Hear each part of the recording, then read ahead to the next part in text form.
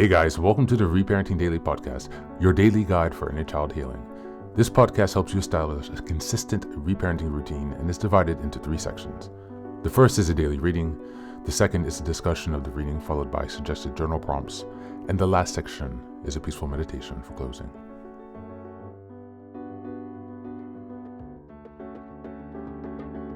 Good morning, good afternoon, and good evening from whenever and wherever you're joining us today. I'm so glad that you're here as we continue on this journey of self-expansion and growth. If this is your first time, welcome. Before we dive in, a few quick reminders. Please like, share, and subscribe to this podcast on Apple Podcasts, Spotify, and YouTube. Your support here helps us spread the word, allowing us to continue to grow this community. Next, I'd like to introduce our Patreon group, where we have 3 weekly meetings. On Sunday, we have a meditation meeting. On Tuesdays, we have a book club meeting. And on Thursdays, we have open topic discussions. These meetings take place at 6 p.m. Eastern European time, so this is Paris, Amsterdam time. I'm also thrilled to introduce the Reparenting Daily Journal, which you can find on Amazon.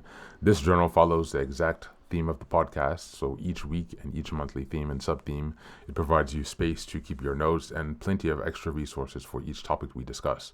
It's a really great tool, and if you purchase it, you can join our 3 weekly meetings for free. Just send me an email and we'll get you linked into that. Next, I'd like to announce another creative project I've had, which is a 3-volume series entitled Fairy Tales for Reparenting. Now, you might think, yeah, we're a bit old, fairy tales are a bit fluffy, so why fairy tales exactly? In my own personal work and research and reading into the work of Carl Jung and Marie-Louise von Franz, and just a lot of other types of reading and spiritual readings that I've done, has kind of led me to this journal to rediscover the magic of fairy tales. So I've created this 3-volume series that progresses along the hero's journey from beginning to middle to end. All of the fairy tales there correspond to that point of your journey. At the end of each story, you will have journal reflections and also space to keep your notes for things that you've learned. While returning to fairy tales might seem childish, foolish, or immature, there's actually a lot of value buried there, not to mention the ability to connect with your inner child. These books are filled with fairy tales that you might know, and also some from around the world that might be new for you. So you can look forward to something exciting and a new way to connect with your inner child and to work on your inner child healing if you like. All of these books are available on Amazon, so go ahead and take a look to support this project. Your help here really means a lot. Reparenting is a journey of growth, iterative change, and continuous improvement. Much like nurturing the bonsai tree, it requires patience, care, consistency, and attention. Thanks for being here and for supporting this work, and also for committing on your journey of self-expansion. Now, without further ado, let's dive into today's practice. Today's reading is an article from Better Up. It's entitled, What Self-Love Truly Means and Ways to Cultivate It. This is a reminder we're in June, and the theme for this month is Cultivating Self-Worth and Self-Love. We're in week 3, June 15th until the 21st, the last week of this week. And the theme for this week has been practicing self-love. What self-love truly means and ways to cultivate it. There's a multi-billion-dollar industry dedicated to self-care, around $450 billion to be precise. And while self-care practices are an important part of practicing and cultivating self-love, it's not everything. To put it another way, while bath bombs and massages are ways of expressing love to yourself, they're not necessarily how you build it. Many of us have been subject to a variety of messages around self-love and how to cultivate it. We may have been told that we can't expect anyone to love us until we learn to love ourselves. But for those of us who've experienced childhood trauma, difficult relationships, or any number of painful experiences, learning to love ourselves may not be as easy as it sounds. The good news is that self-love is actually a skill that you can develop, much like self-confidence or self-trust. And it's an important one. Learn what it means to love yourself, how to go about building self-love, and whether or not you really need the bath bomb in this article. What does self-love mean? Self-love means that you have an appreciation, affinity, and positive regard for yourself. It's closely related to self-esteem and self-compassion. When you have a strong sense of self-love, you understand your own value and treat yourself in a loving way. Unlike narcissism, which is excessive self-absorption and self-interest, self-love is a positive trait. Loving yourself means having a good associating with both your strengths and weaknesses. Narcissism is generally associated with poor mental health. But high self-love has a positive effect on your well-being, mental fitness, and your relationships. Why is self-love important? Self-love is critical for our overall well-being. And despite that perfectionists think loving yourself doesn't mean that you don't hold yourself to high regard, to a high standard. Without feeling positively towards ourselves, we may find it hard to be motivated. Many studies suggest that we need self-love in order to take action, take chances, and take on new opportunities. The importance of loving yourself. Self-love is important because it motivates much of our positive behavior while reducing harmful behavior. It both empowers us to take risks and to say no to things that don't work for us. It's a key component of building self-compassion. Self-love helps us take care of ourselves, lower stress, and strive for success. But it also protects us from negative thoughts, self-sabotage, and pushing ourselves too far. It's important to recognize that knowing what to say or when to say no, or what to say no to, is just as important as learning when to say yes. The 5 benefits of self-love.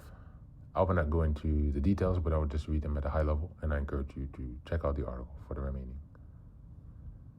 Self-love isn't always touchy-feely. Well, okay, it's kind of touchy-feely, but its benefits are rooted in science. Number 1, lower stress and higher resilience. Number 2, a willingness to take risks, the good kind. Number 3, empathy. Number 4, self-sufficiency. And number 5, setting boundaries. 10 signs of a lack of self-love. Since a healthy amount of self-love has beneficial qualities, you can probably guess that a lack of self-love can be detrimental. Here are some potential signs of low self-love. Number 1, perfectionism and fear of failure. Number 2, avoidance of self-care and neglect of personal needs. Number 3, tolerating toxic or abusive relationships. Number 4, difficulty saying no or overcommitting. Number 5, comparing oneself unfavorably to others. Number 6, negative self-talk and constant self-criticism. Number 7, difficulty setting and maintaining boundaries. And number 8, seeking external validation and approval excessively. Number 9, engaging in self-sabotaging behaviors. And number 10, chronic feelings of inadequacy or low self-esteem. 8 practical ways to practice self-love. Again, I will read the highlights, the titles, and not go into detail. I encourage you to check out the link in the show notes to read all of those sections. Number 1, know thyself. Number 2, fish for compliments. Number 3, build self-care routines. Number 4, prioritize self-compassion. Number 5, nurture positive self-talk and affirmations. Number 6, embrace your uniqueness. Number 7, practice gratitude for your body. And number 8, set and enforce healthy boundaries. Thank you. That's the reading for today. I encourage you to check out the link in the show notes where you can read the full article.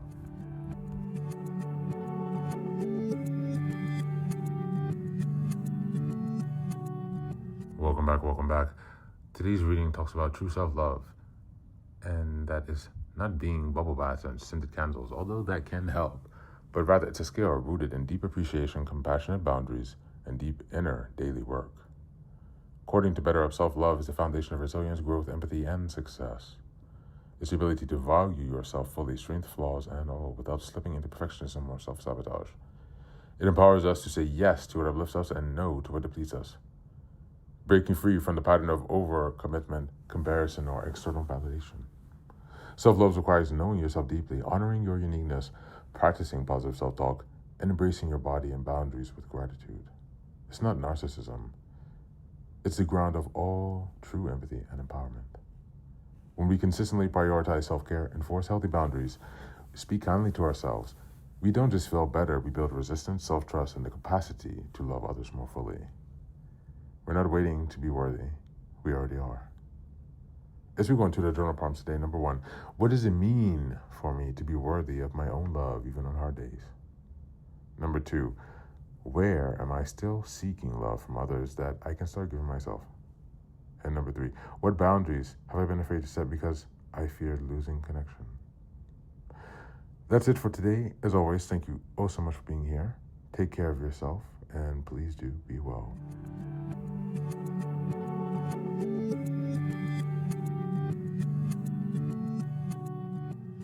Welcome back. Welcome back. Now, this is the third and final section of the daily podcast. This is your silent meditation. Please go ahead and find a space where you can be comfortable and undisturbed, where you can relax and spend some time with yourself for this 10-minute silent meditation.